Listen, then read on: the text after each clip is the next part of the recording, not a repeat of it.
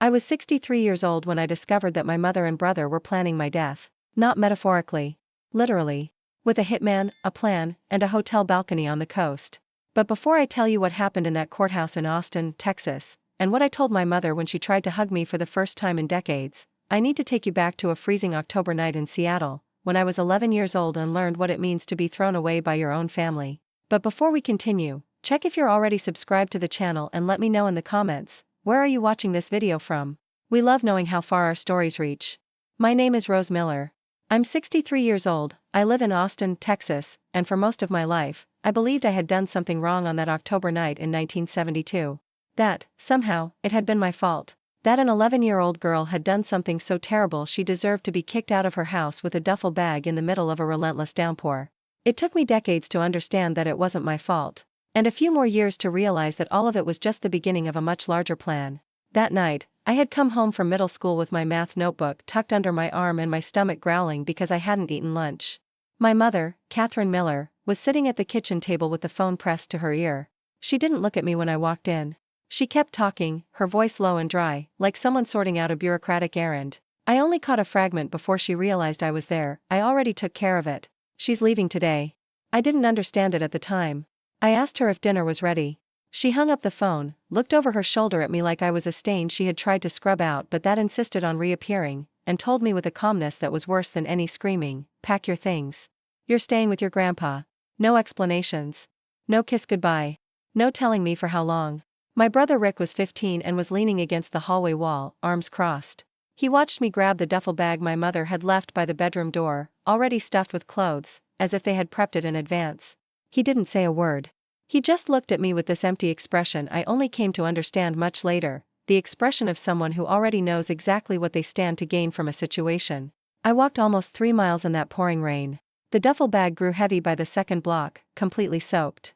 I walked past the pharmacy where my grandmother bought my grandpa's blood pressure pills, past the school where I had won the spelling bee 3 weeks prior, past the park where the neighborhood kids played during the summer. Seattle, Washington has this damp cold that clings to your skin, that gets right into your bones.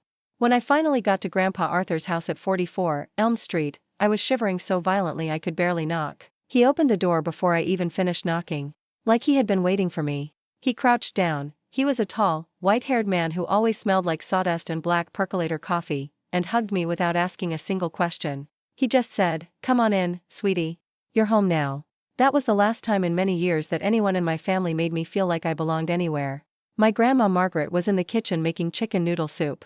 She gave me a towel, peeled off my soaked clothes to put me in some warm pajamas, and didn't ask what had happened. She only said, "Eat first. Then we talk." In that little 2-bedroom house, with the floorboards creaking and the radio playing softly in the background, I slept for the first time in weeks without that knot in my stomach. Catherine didn't call that night. She didn't call the following week. She didn't leave a message, she didn't show up. It was as if I had simply ceased to exist to her. I was raised by Grandpa Arthur and Grandma Margaret as if I were their own daughter. My grandpa was a retired carpenter. He had a workshop in the backyard where he restored antique furniture, and sometimes he'd let me sand the wood while he worked. He taught me things like that, without ever giving me lectures. He would take my hand, guide the motion, and say, "Feel the wood, Rosie, the wood tells you what it needs."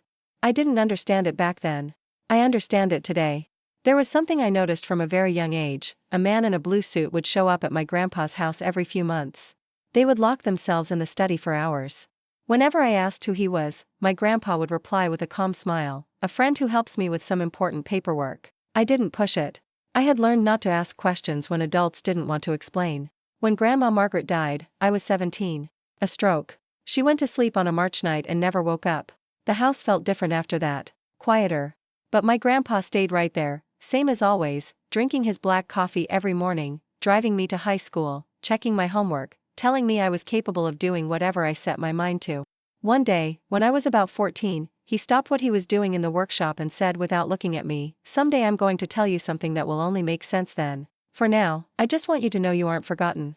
You never have been." I didn't get it. But I tucked it away in my memory. Grandpa Arthur died 3 weeks before my high school graduation. A massive heart attack, mid-afternoon, in the workshop he loved so much. The nurse at County General told me it was quick. I wanted to believe he didn't suffer. The wake was modest. A few neighbors, the lady from the corner bakery he visited every morning, the pastor from the church down on Main Street, and then Catherine walked in. I hadn't seen my mother in 7 years. She was dressed entirely in black, with a veil over her hair, acting more like my grandfather's widow than his daughter. She wept in such a theatrical way, touching the arms of people she didn't even know, accepting condolences from strangers who had no idea she had thrown her own father's granddaughter out onto the street a decade ago. Rick was right behind her, wearing a serious expression and a suit that looked entirely too new for the occasion. He leaned in as he passed my row of folding chairs and whispered, right into my ear, "The old man left everything to our mom. You get nothing." And he smirked. A quick, discreet smirk that vanished before anyone else could catch it. After the burial, when almost everyone had left, a man approached me in the cemetery parking lot. Blue suit. The exact same man I'd seen so many times at my grandpa's house. He introduced himself, "My name is Harrison Barnes. I was your grandfather Arthur's attorney for 28 years. He handed me a sealed manila envelope with my name handwritten on it. Your grandfather asked me to give this to you when the time came. The time hasn't come yet. But keep my card." I took the envelope. I took the card. I shoved them deep inside my purse and didn't touch them for many years. Going back to my cramped dorm room alone that night was the hardest thing I've ever had to do. I paid my way through nursing school in Spokane with a partial scholarship, working double shifts at a diner and eating way too much cup noodles. I graduated with honors and moved to Austin to work at a hospital. In those early years, I was all work. 12-hour shifts, go home, sleep, go back to the ward. There was no room to dwell on the past when the present demanded so much of me. I made one true friend during that time, Chloe Jenkins, an X-ray tech, daughter of working-class immigrants, who had this blunt way of speaking that always reminded me of my grandmother. Chloe knew everything about my history. And she had a phrase she'd repeat whenever I started doubting myself: "Family isn't who gave you your last name. It's who stayed with you when you were soaked, carrying a duffel bag." The call came on a Wednesday night, when I was 60 years old and watching a documentary on bridge engineering, a habit I inherited from my grandpa, who loved structural design. The voice belonged to an older, tired woman, with that specific inflection of someone trying to sound fragile while still controlling the tone of the room. It was Catherine. She told me she had a heart condition. She told me she had been thinking a lot. That she wanted us to reconcile before it was too late. She asked for forgiveness 3 times in 2 minutes, and each apology sounded more rehearsed than the last. And then she dropped it: "I want the family together. Rick wants it too. How about a week in Santa Barbara? A beautiful place for us to start over." I hung up and called Chloe. "The sick heart card," she said immediately. "Classic manipulation. Don't go." I couldn't sleep properly for 4 nights. I just stared at the ceiling of my apartment in Austin, listening to the Texas rain outside, thinking of my grandpa crouching in the wet doorway saying, "You're home now." He would have wanted me to try. I was certain of that. I called Catherine back on the 5th night. I told her I would go, but on my terms. I would pay for my own room, I would arrive a day after they did, and I was only staying 3 days. She agreed to everything without a fuss. No negotiating. And that incredibly fast yes should have tipped me off that something was wrong. 5 minutes later, I got a text message from an unknown number: "Be careful." Just that. I figured it was a wrong number. I deleted it. Santa Barbara is one of those coastal California towns that feels plucked straight out of a dream. The ocean breeze, the crashing waves, the seagulls, that perfect weather that makes everything feel softer. Under any other circumstances, I would have loved every second of it. But when I arrived at the hotel and saw Catherine waiting for me in the lobby in a light cardigan, with Rick beside her in a button-down shirt and his new girlfriend, a woman named Peyton, blonde, with an easy smile and the firm handshake of a salesperson, something in my gut twisted. Dinner on the first day was almost normal. Almost. Rick asked me about my finances twice. Did I have savings? Did I own my house? Was I already thinking about retirement? I gave vague answers. I smiled. I ate my grilled halibut. And that night, back in my room, I found a new text from the unknown number: "Did your brother ask you for money yet?" This time, I didn't delete it. I took a screenshot. On the second day, Catherine suggested we take photos by the beach. While we were waiting for the perfect framing, she said, loud enough for the other tourists to hear, "My daughter returned after all these years." She was always the independent one. As if I had chosen to walk away. As if I hadn't been thrown out onto the street with a duffel bag in the rain at 11 years old. I didn't correct her. I smiled for the camera and felt something shut down completely inside me. On the morning of the 3rd day, Rick placed a folder on the breakfast table, right between the orange juice and the blueberry muffins. He opened it with the casual attitude of someone discussing the weather. "I was checking the probate paperwork for Grandpa Arthur," he said. "Turns out there are still some assets tied to the family name that were never redistributed properly." He slid a stapled document toward me. "Mom and I figured the fair thing to do is set up a family trust. It's just a formality. Mom already signed." I picked up the document. I've spent 30 years signing hospital contracts, procedure authorizations, and NDAs. I know how to spot an absolute power of attorney clause disguised in friendly legal jargon. And that piece of paper gave Rick total control over any asset tied to the Miller last name. I need to read this over carefully, I told him. Rick's jaw tightened. Peyton suddenly became very interested in her phone. Back in my room, I snapped a photo of every page and emailed them to a lawyer I knew from a hospital case years ago. In less than 2 hours, she called me back. Do not sign anything. That document gives your brother full control over assets you might not even know you have. I sat on the edge of the bed for a while. Then, my phone buzzed. The unknown number, this time with a long message. There is a flight to Seattle at 7 a.m. You have a car waiting at the airport when you land. Leave now. Don't tell your mother or your brother anything. Don't be afraid. I stared at that text for a long time, thinking, what if this is a scam? What if someone else is trying to manipulate me? But then I thought, what kind of family am I trying to salvage here? The one that threw me out at 11? The one that just set a trap for me at breakfast and called it an inheritance? I set my alarm for 5 a.m. I didn't unpack my suitcase. I didn't sleep. At 5 a.m. sharp, the hotel hallway smelled of chlorine and sea salt. I grabbed my carry-on, went down the service stairs, ordered an Uber from the parking lot, and watched the hotel fade into the rearview mirror as we drove up the coastal highway. The driver was a quiet guy who didn't try to make small talk. I got to the Santa Barbara airport with plenty of time. In the security line, I texted Chloe, something is very wrong. I'm leaving. The reply was instant, thank God. Call me the second you land. The flight to Seattle took a couple of hours. When I walked through the arrival gates, a man in a blue suit was holding a sign with my name. Next to him stood 2 detectives from the Washington State Bureau of Investigation. It was Harrison Barnes.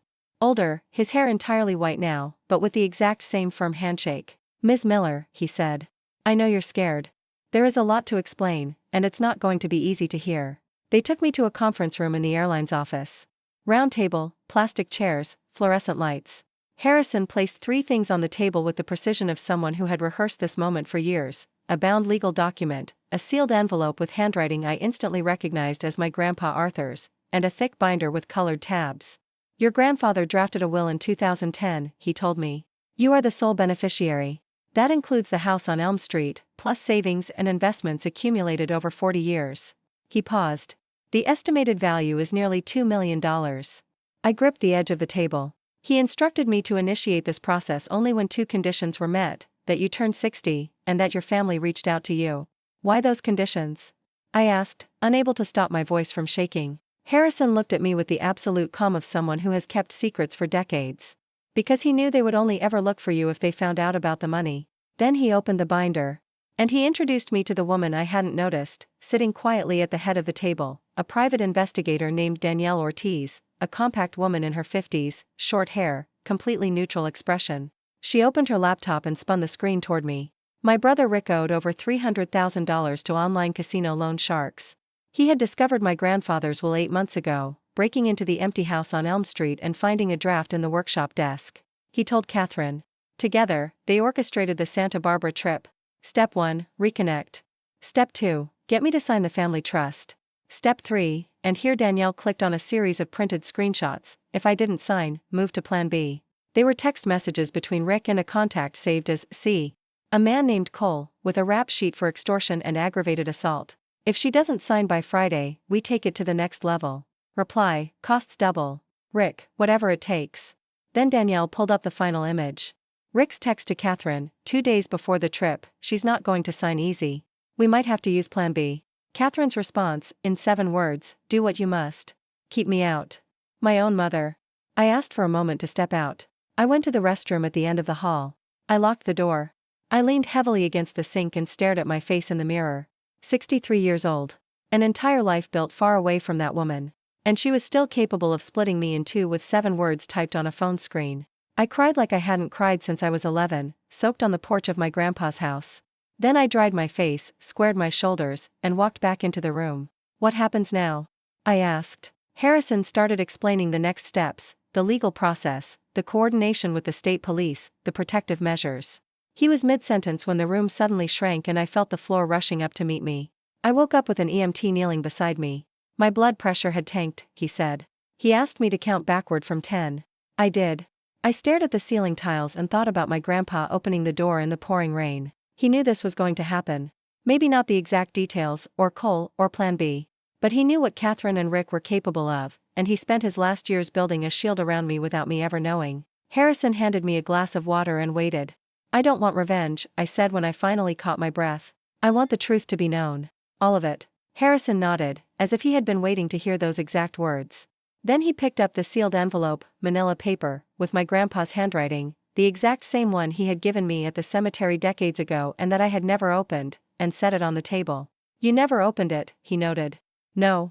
I had carried that envelope from move to move, from city to city. I had touched it hundreds of times without ever breaking the seal. Open it whenever you're ready.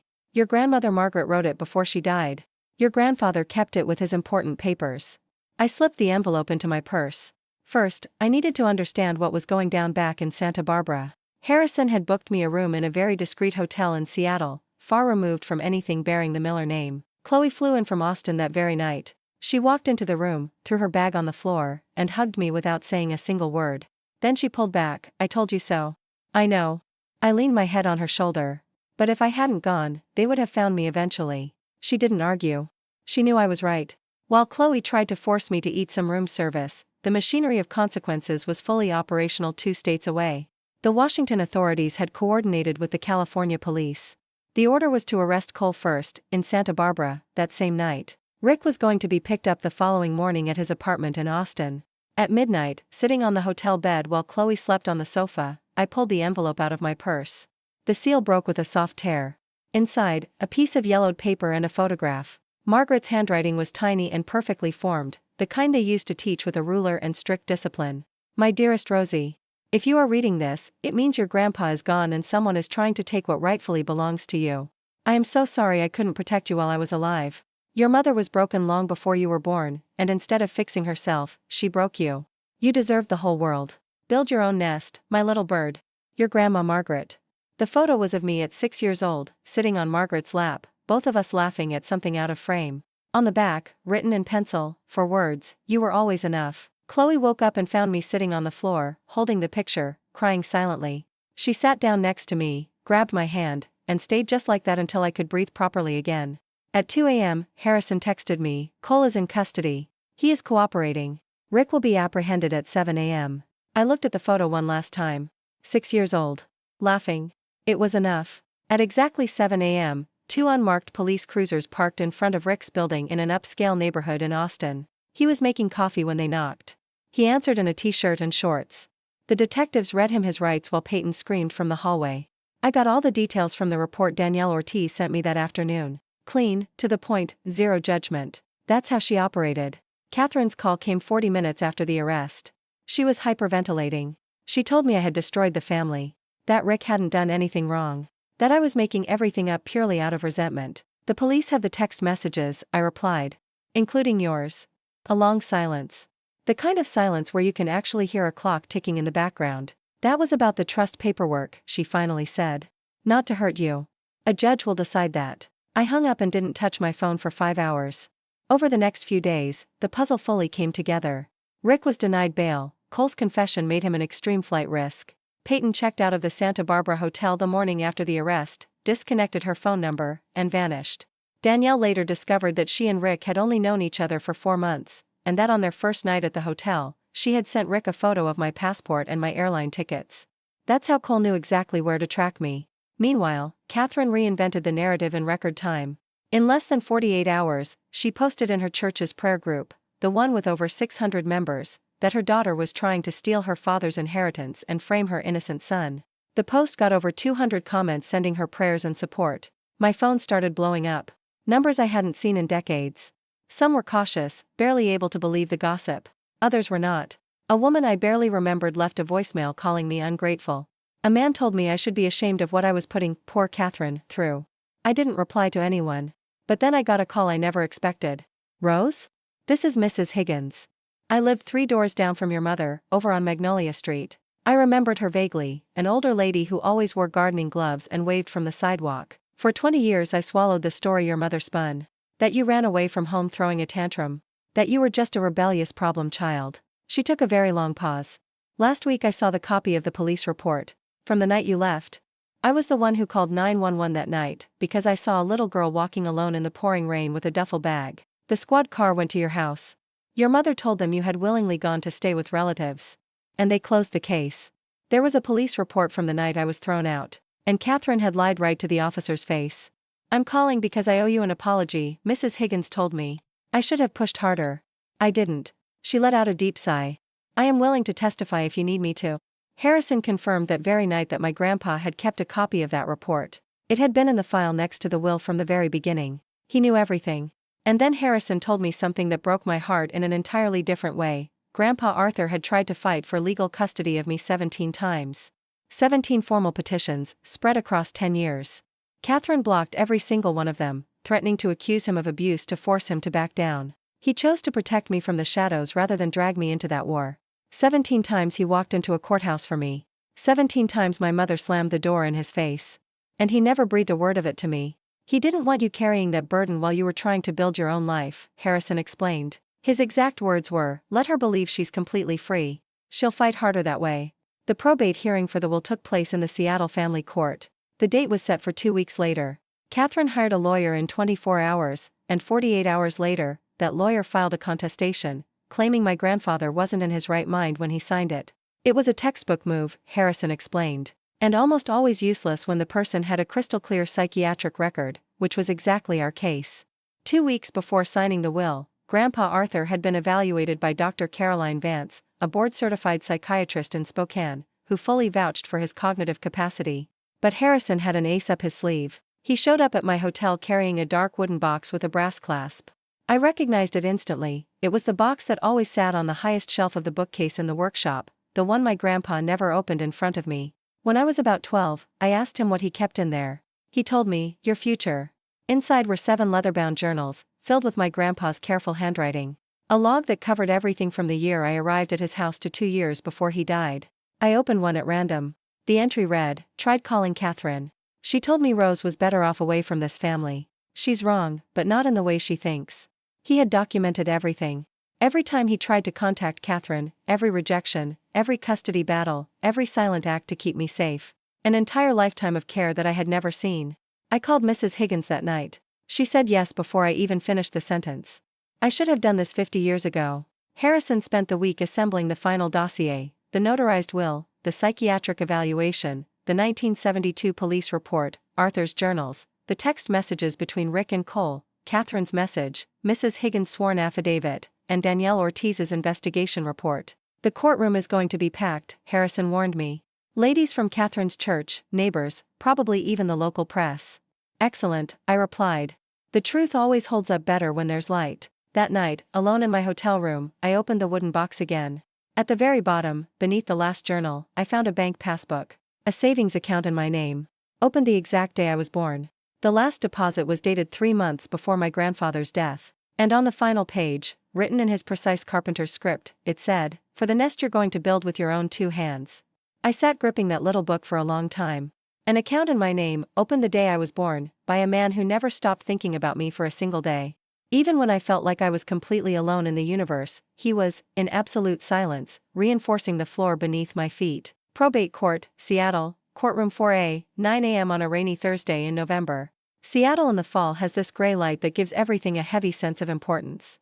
The room was packed. The ladies from Catherine's church occupied one side, very proper, holding their purses on their laps with expressions like they were awaiting a verdict they had already handed down themselves. On the other side, Mrs.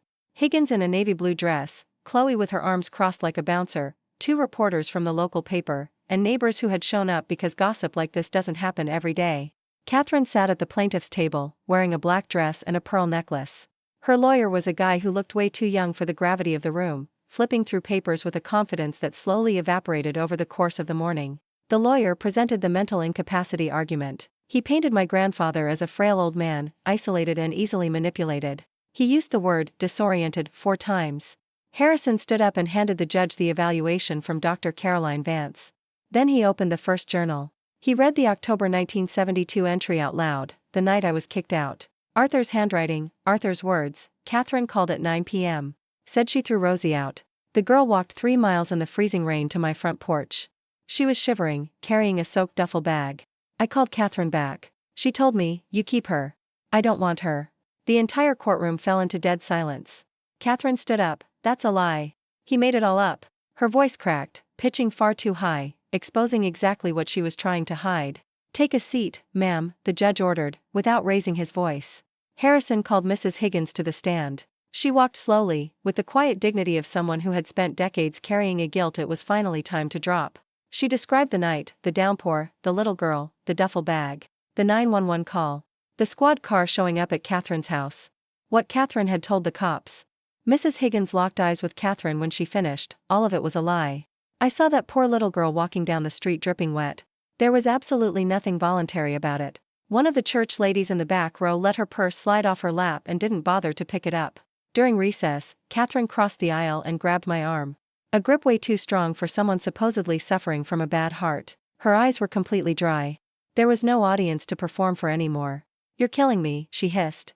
'Is this what you wanted?' I stared down at her hand on my arm. I peeled it off, finger by finger. 'I want the truth to have a voice.' The judge returned. Harrison presented the final pieces of evidence: the psych eval, the 2 witnesses to the will signing, the impeccable 28-year chain of custody. The judge read through everything for 8 minutes that felt like 80. Then he spoke. "This court finds the last will and testament of Arthur G. Miller to be valid and properly executed. The respondent, Rose Miller, is hereby recognized as the sole designated beneficiary." Catherine dropped her head. It wasn't dramatic, it wasn't like when she wept at my grandpa's funeral. This time it was real. Her shoulders collapsed in on themselves. Her lawyer put a hand on her arm, and she swatted it away. But Harrison wasn't done. He informed the judge that the evidence pertaining to the criminal case, the conspiracy involving Rick Miller, would be officially entered into the public record and forwarded to the district attorney's office. He read the text messages out loud. "Rick to Cole, if she doesn't sign by Friday, we take it to the next level. Cole, costs double." And Catherine's, in 7 words that echoed in that room like a gunshot: "Do what you must. Keep me out." The church ladies stared at Catherine with the exact expression of someone watching a mask slip off and realizing they never even noticed she was wearing one. The judge looked directly at Catherine. "Ma'am, the contents of these communications will be reviewed by the district attorney. I strongly suggest you consult with counsel." Catherine didn't move an inch. She just stared at the table as if the world had kept spinning without her and she was only just now figuring it out. I stood up. I walked past her without lowering my gaze. "You won," she said to my back. A dry, hollow voice. "Are you happy now?" I stopped. I didn't turn around. It was never about winning. And I kept walking. Outside, the November sun broke through the clouds with that dramatic intensity nature sometimes pulls off. A reporter from the local paper caught up with me on the courthouse steps. He was a young kid, maybe 25, holding a voice recorder and looking like he was trying to process way too much information at once. "Any comment, Ms. Miller?" I took a deep breath. My grandfather spent his life building things with his hands. He taught me that the wood tells you what it needs. And I learned that people do too. He built his life, his house, and even after he was gone, he kept building my future. His house on Elm Street sat empty for a long time. I'm going to turn it into a transitional home for kids aging out of the foster care system. It's exactly what he would have wanted. The reporter paused for a second. "What's it going to be called?" "The Elm Street Nest." I took a breath. Because my grandmother once told me, "Build your own nest." Behind me, I heard Mrs. Higgins muffle a sob with her hand. Harrison squeezed my hand at the bottom of the steps. "Your grandfather would be incredibly proud." "I know," I told him. Rick's criminal trial took place 2 months later. Cole had fully cooperated in exchange for a plea deal, and the evidence was so ironclad that Rick's lawyer advised him to take a plea as well. He pleaded guilty to solicitation of a crime. Sentence: 7 years, eligible for parole in 4. I was in the courtroom when they read the sentence. Rick was wearing an orange jumpsuit and had that specific look I'd only ever seen in true crime documentaries. It wasn't remorse, it was the slow realization that his story hadn't played out the way he mapped it. Right before the bailiff took him away, he looked at me. For a split second, I thought he was going to apologize. That he was going to say something human. He said, "I just needed the money." Just that. As if I were nothing more than a glitchy ATM standing in his way. I didn't answer. I stayed in my seat. I listened to the judge adjourn the court. I walked out through a hallway that smelled of old wood and floor wax. Catherine was never formally charged. The 7-word text was damning in plain English, but legally ambiguous enough that the DA decided not to pursue conspiracy charges due to a lack of direct evidence. But the Court of Public Opinion in Seattle had already handed down its sentence. The church prayer group quietly scrubbed her from the volunteer list. Her neighbors of 20 years stopped answering her calls.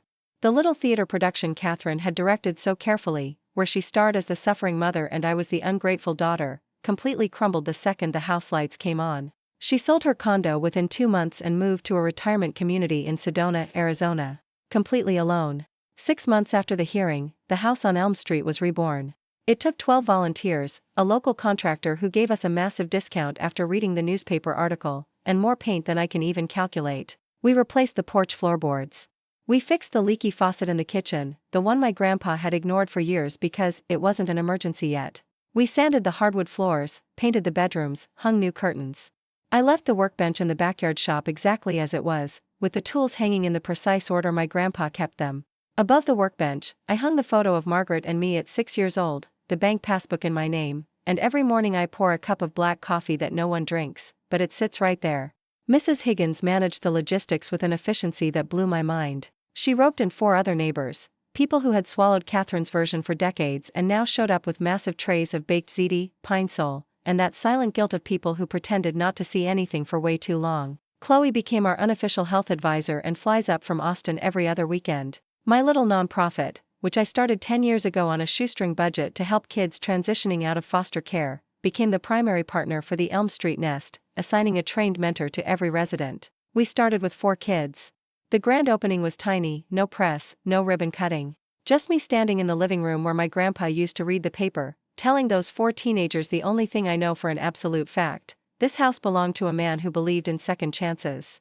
He gave me one. Now it belongs to you. A 17-year-old girl named Valerie, arms crossed tight over her chest, raised her hand. Did your family throw you out too? Yes. And did it all work out? I thought hard before answering. I ended up being honest. That's 1,000 times better than saying it all worked out. Valerie relaxed her arms just a little. I started therapy that same fall. My therapist, Dr. Natalie Rivers, is blunt, drinks chamomile tea during our sessions, and doesn't let me deflect. In our 3rd session she told me, "You spent decades using your resilience as a band-aid instead of actually healing. Those are 2 very different things. And I'm learning to tell the difference." 3 months after we opened the doors, Harrison called me on a Tuesday afternoon. "There's one last letter," he said. "Your grandfather left strict instructions: deliver it exactly 1 year after the will was validated. That day is today." I drove to his office downtown, a 2nd-floor space above a coffee shop, the perfect spot for a man who kept promises for 28 years without needing luxury suites or skyline views. On his desk sat a single envelope with my name, written in my grandpa's hand, just a little shakier than usual. I sat down. I opened it. "My dearest Rosie, if Harrison gave you this letter, it means you survived. I always knew you would. I am so sorry I couldn't be there to see it. I am sorry I didn't fight louder. But I need you to know something: every single day you lived honestly, you proved that love isn't a matter of blood. It is a choice. You chose to pull yourself up. You chose to be a good person when the world gave you every excuse not to be. I am leaving you all this not because you need it, but because you will know exactly what to do with it. Do not hold on to hatred for your mother forever. She carries a cross I couldn't carry for her. But do not let her drag that cross inside your house. Build your own nest. Fill it with people who also choose to stay with you. I chose to stay with you every single day of my life. Your Grandpa Arthur." I folded the letter along its original creases and tucked it into my coat pocket, right over my heart. Harrison took off his glasses, cleaned them with his tie, and cleared his throat. It was the greatest honor of my career. I squeezed his hand and held onto it for a good, long while. I walked down the stairs and out into the crisp November Seattle air, carrying a letter from a man who chose me every day, even on the days I didn't even know I needed to be chosen. That night, at the Elm Street Nest, we had baked ziti with cheese that got a little burnt on the bottom. Valerie swore she knew how to bake it right. Nobody complained. 2 of the boys fought over what football game to watch. Someone stole the garlic bread. Mrs. Higgins scolded everyone for not using napkins. When we finished cleaning up, Valerie caught me in the hallway with her notebook. "Can you help me with an essay for English class?" "What's the prompt?" She looked at the floor, then at me. "People who saved me." I sat down next to her. "Write about the person who saved you. It'll make for a much better essay." She didn't say anything for a second. Then she opened her notebook and started writing. Later, I went out to sit on the little front porch. The exact spot where my grandpa used to drink his coffee and wave at Mrs. Higgins. I stared out at Elm Street. The very same street I walked down when I was 11, carrying a soaking wet bag. The very same street my grandpa let me cross, without a single question, in the middle of a storm. The street looked exactly the same. I didn't. I pulled out my phone, looked at the photo of Margaret and me at 6 years old, laughing at something just out of frame. And on the back, "You were always enough." I put the phone away. I settled back into the chair. I breathed in the cold Seattle air. This is my story. It's not pretty. It doesn't have a movie ending. My brother is in prison. My mother lives alone in Arizona. I don't hate them. But I don't unlock the door for them either. What I learned, and I'm not saying this as advice, but as someone who walked 3 miles in the freezing rain at 11 years old and spent decades trying to figure out why, is this: you do not owe loyalty to people who confuse control with love. You do not owe forgiveness to anyone on their timeline. And you absolutely must not stay quiet to protect someone who would never, ever protect you. Walking away isn't a betrayal. Setting boundaries isn't cruel. Building a life they never planned for you isn't revenge. It is survival. My grandpa knocked on the same door 17 times for me. 17 petitions, 17 rejections. He never gave up. If nobody has knocked on yours yet, take this as me knocking today. Build your own nest.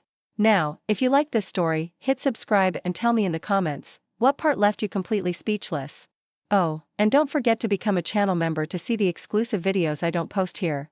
I'll see you there.